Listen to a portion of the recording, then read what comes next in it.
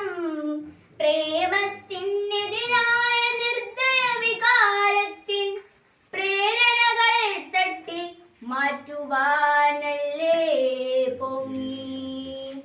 വേടന്റെ കൂരമ്പുള്ള കയ്യിലും പിടയുന്ന പേടപ്പൈങ്കിളിയുടെ നെഞ്ചിലും തലോടുവാൻ കഴിഞ്ഞില്ലന്നാദ്യത്തെ പ്രേമഗായകനായ കവിക്കും ദ്രോഹിപ്പോനെ ചെറുത്തുപാട്ടും പാടി.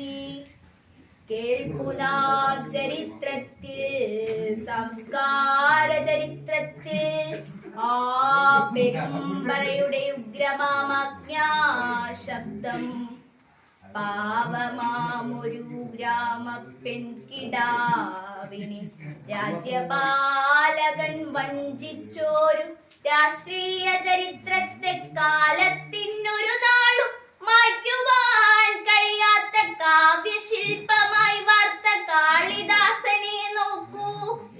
ആ നെടും നാരായത്താൽ രാജനീതിയെ ചൂണ്ടി മാനിഷാദകളെത്ര പാടിയിട്ടുണ്ടാം.